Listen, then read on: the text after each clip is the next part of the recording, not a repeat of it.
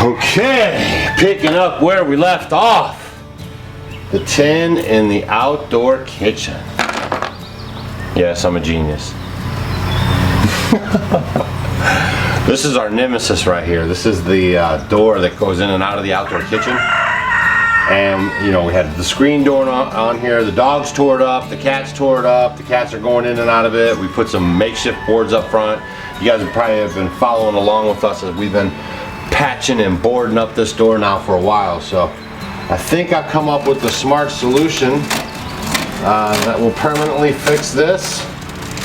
And I was thinking about getting rid of the door or doing something to the door. We'll be able to just keep the door, so that's better for everybody.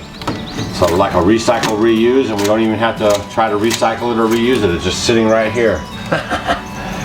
All right, let me get this junky old screen off of here that we've stuffed in, stapled on, and it's been quite the battle.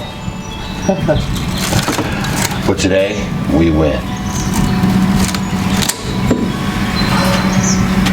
I mean, duct tape.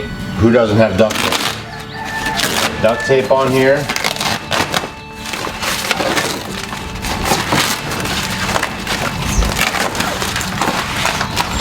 Alright. You guys try making the Haymaker's Punch?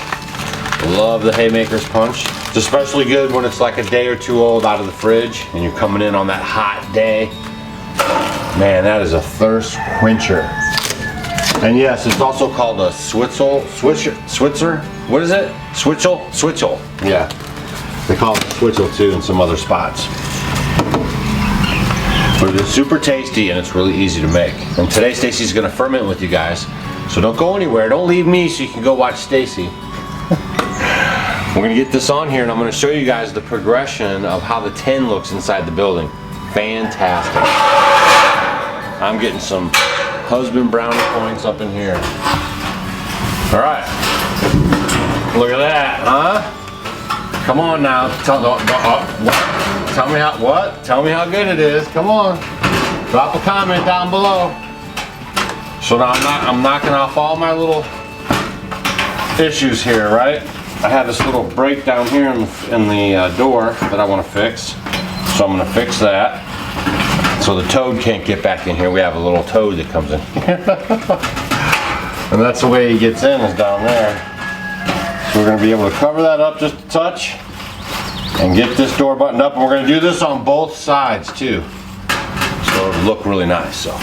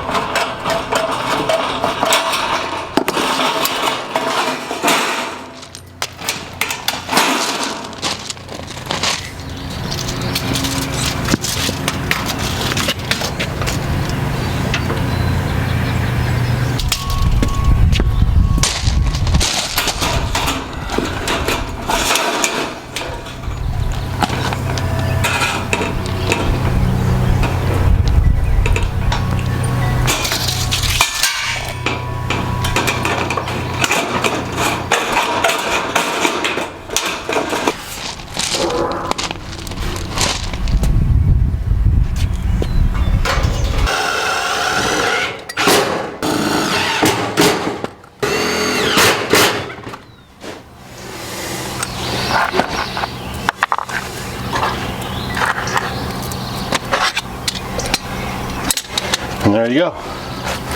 Out with the old painted nasty board, covering up the screen and destruction. And then with the Galvalume. Some of you guys caught that in the last video. It's not tin, this is actually called Galvalume. There's a difference between the two. And the Galvalume is just a heck of a lot cheaper. Alright, let's get back inside.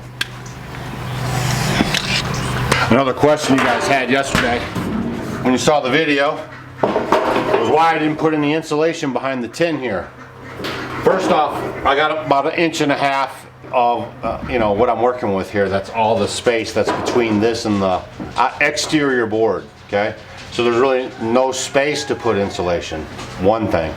The second thing is this is outdoor kitchen, so there's no reason to waste the money of putting insulation in here. There's no reason to retain heat or anything in here. Everything in here is wide open. These screens are wide open. This is an outdoor kitchen.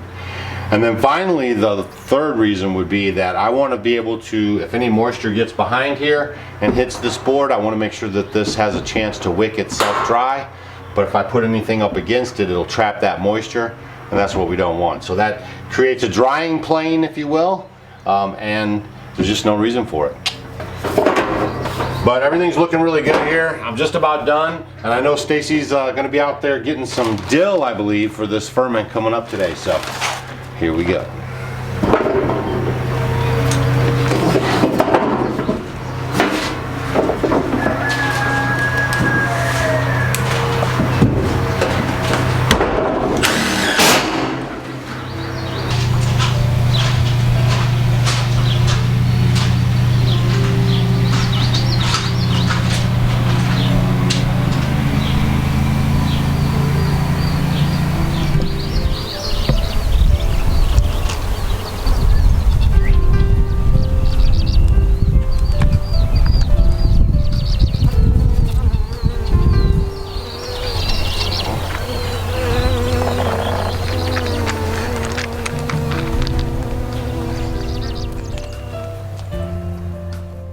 Didn't that kitchen turn out amazing? I am in love with it. You know, when you look out, I spent a lot of time there. You know, when you look outside, I have a beautiful view looking at all the animals and the trees about halfway up. But then below, I had that old plywood. It didn't look very good. And now I walk in there and it's like, wow, it's like I'm in a brand new place. So I'm really excited. It turned out good. What do you guys think? I think it turned out really good. So give us a thumbs up on that one if you think it looks great.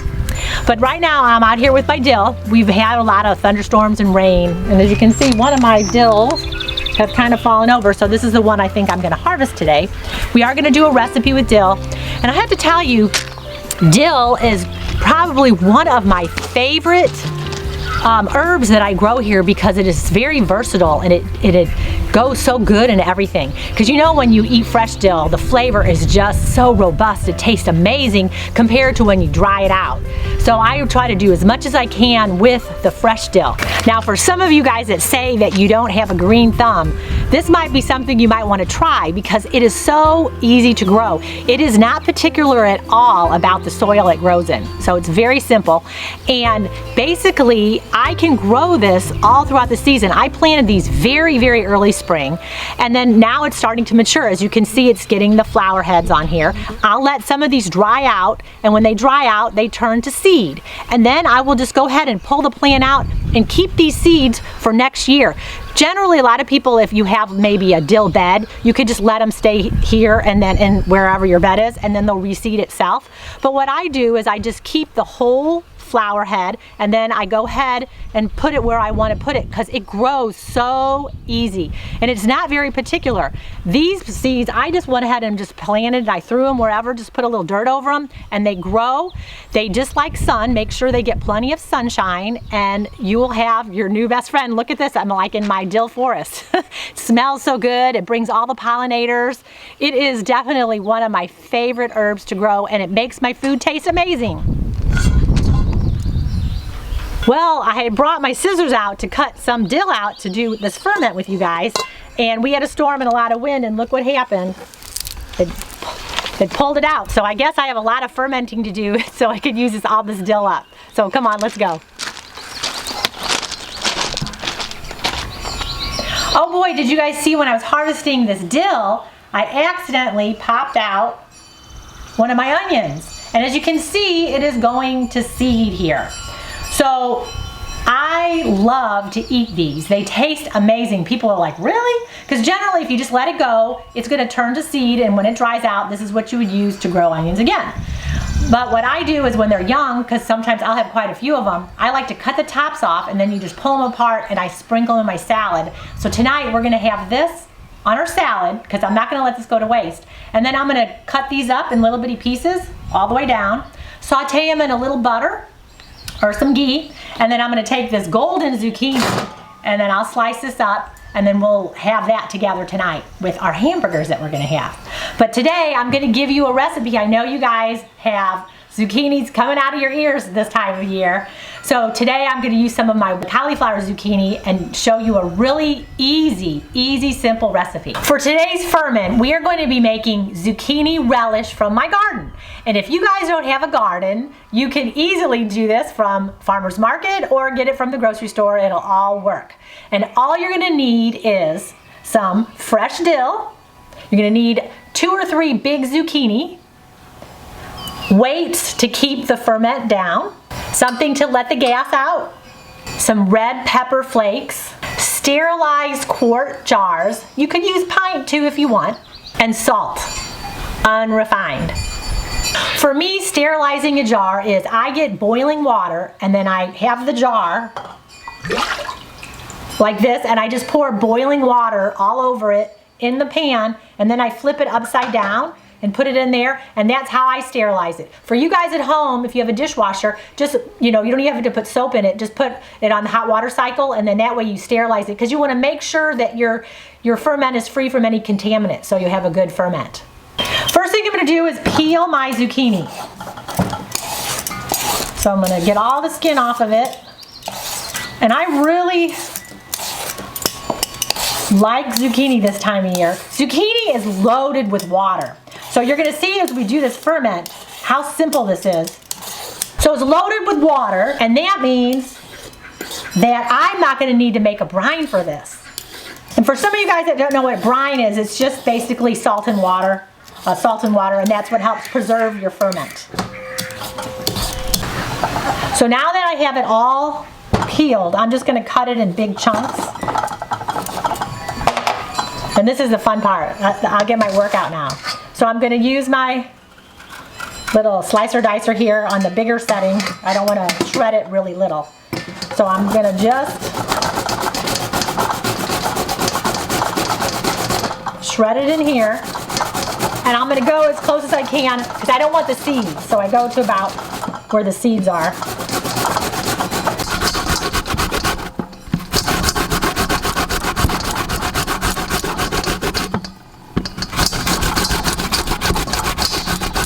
And so here, this is what it looks like. I kind of went down to where the seeds are. I have like a little cup of seeds here. Don't forget, save your seeds. We have our food this year, but this is your insurance to have food for next year. So make sure you can take these seeds out, kind of rinse them off with some water, spread them on a paper towel, let them dry, and there you go. You have your zucchini seeds for next year.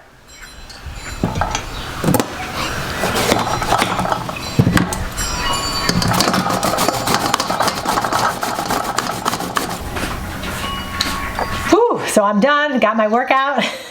I got 3 big zucchinis I put in the bowl here. So now what I'm gonna do is go ahead, and I had washed off some of my dill pieces here. And let's talk about dill, because I love dill. Dill has a compound in it. When activated, it produces something called glutathione. And glutathione is what we might call the master antioxidant of our body.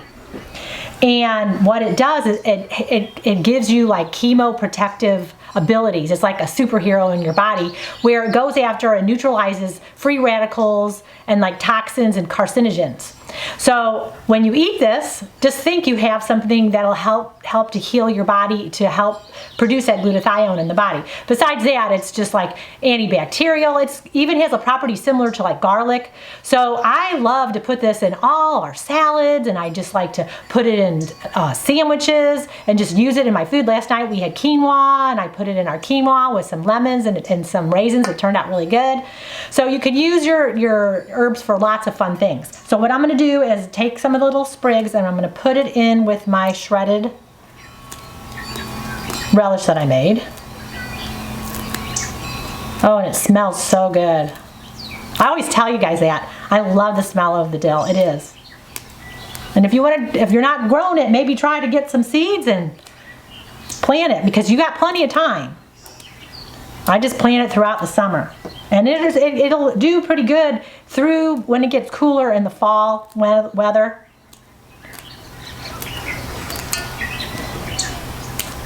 All right, so I'm going to put that in there. And I'll get my quart jars ready.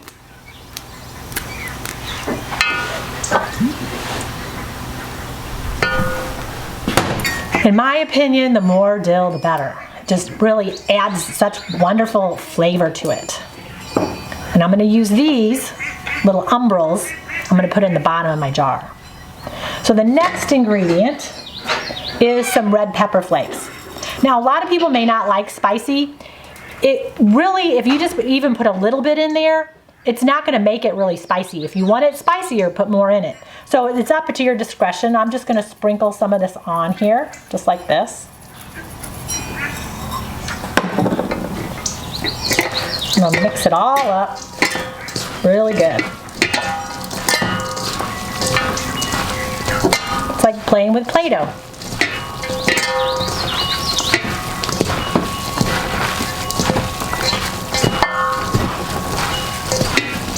All right, so now all that's mixed up. Here comes the fun part. I'm gonna get my flour, stick them in the bottom. These are so big.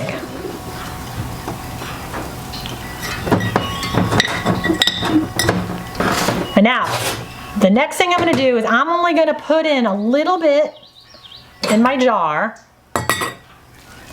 like a little pinch, like so. And then I'm just gonna sprinkle a little salt over the top, just a little, just like that.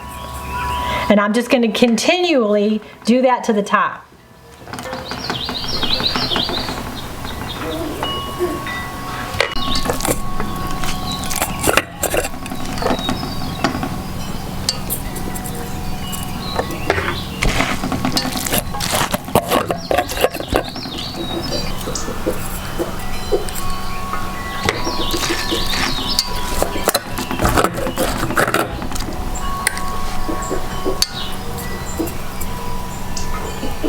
So I'm going to use my acacia wood packer and just kind of mush it a little bit down.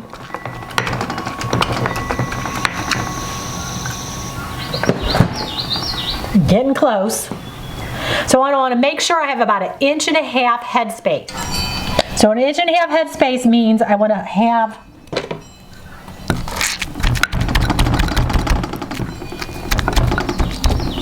the relish here at the neck. I need about 1.5 inches from where the ferment is to the top, where there's nothing there, because what's going to happen, it's going to produce liquid, because the zucchini is full of water, so you don't need a brine. This is going to make its own brine. All right, let's do the second one. So I just do a little pinch, and it's about like 1/2 cup or so if you guys measure. So I do 1/2 cup or so, or a nice pinch of my relish, and then I sprinkle it on top.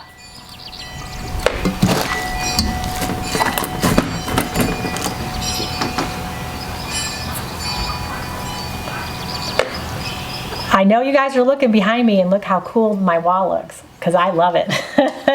I keep looking at it, it looks so good.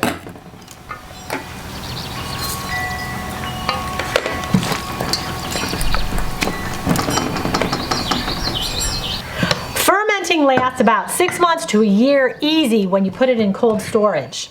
So that'll get us from one season to the next. Last little thing of salt. Let's talk about salt. As you guys can see here, guys, I have a huge container. On your home or your homestead, wherever you are, you know, be prepared. You never know in this day and age what's going on. We use salt for everything because, you know, it's the spice of life. It adds a flavor to our food. So I get it in bulk because I use it a lot, because when you buy it in smaller portions, it gets expensive, but when you do get it in bulk, it's great. I get it in 25-pound bags, and then I also get this tub. How many pounds is this one? Yeah, this is 10 pounds. Because I love it, and then I can refill my salt shakers and the things that I need with my bigger containers. And I really do like the Redmond salt because it is local. It's from the United States, and in the United States it's in Utah, and it's from an ancient seabed, so there's no risk of plastics or anything in it, and it has a great, very mild flavor, and I just love it. So I've been using it for years, and now we're all done with this, and I'm going to show you 2 ways that you guys can go ahead and finish up this ferment. Now, I'm going to give you 2 different options when we go ahead to let it ferment for the next few days, what you can do. I like to use the mason tops, the glass tops here. So you can put that over your ferment, just like this. And as you can see, it's already developed. There's water covering it right now. So this is good, and then I'm going to use my fermenting top, and I'm going to make sure that I have the ring here around the top nice and clean. Place it on top, and then I put a ring over it so this airlock lets the gases out and then no oxygen in, because we don't want the oxygen in our ferment. So then I can just set this in my pantry for about 5 to 7 days. This one's a little shorter ferment, 5 to 7 days, and then by then I will have a ferment. And let me show you the other option. So let's say you don't have the pickle pipe, or you don't have the glass puck. You can use an onion. See how I have the onion skin? And all you do is put it over the top like so.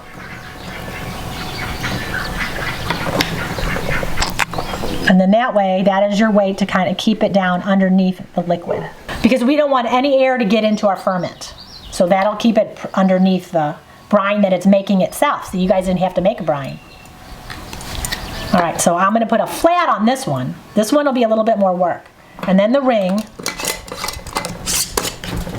So when you do it this way, you're gonna need a plate that you're gonna set your ferment on top of, just like this. Because you might have a little leakage. But what you're gonna do is, every day, you're gonna need to burp it.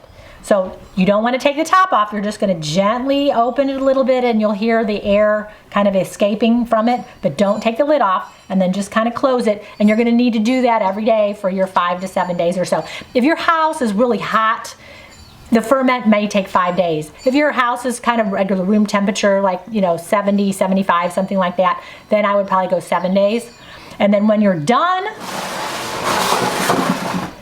and you've put it in your pantry in a dark place after that 5 to 7 days. Now if you're using the mason tops after your 5 to 7 days, because I have several ferments going at one time, and I don't have time to remember to burp mine. That's why I like to use these. So after your time, then you're gonna go ahead and take off the pickle pipe and your puck, like so. And then you can taste it to see if it tastes good. And if you want to maybe let it set another day or so, go ahead.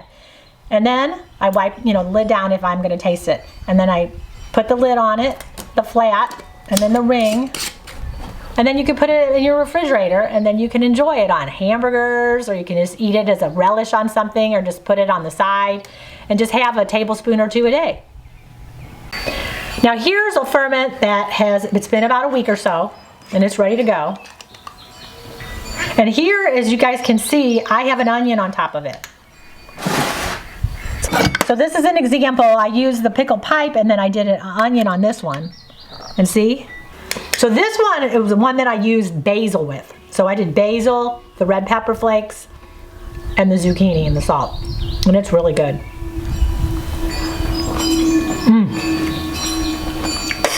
So now all I do is put my flat on top, like so. My ring,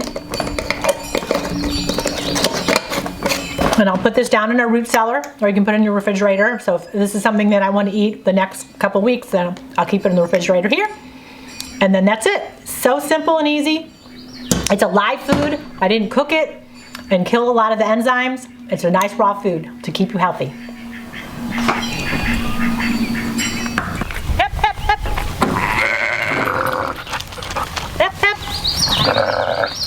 Oh, you like Dill and Molly? So you guys saw the finished product of the outdoor kitchen, and I think that the kitchen turned out awesome. I'm so excited. Rambo loves his dill. Leave a comment below if you guys love dill. And I gave you a couple options that you guys can make a zucchini relish. And leave a comment if you're going to try that too, because it is really simple and easy, and it tastes great. Here. Elsa, you want some? Here, Elsa. Here, Elsa. Oh, Molly likes her dill too. You gonna take it? Here. Got some dill. Good girl. Come on. You're just a big hog. Well, I hope you guys are having a great day, and I look forward to seeing you guys tomorrow. Bye.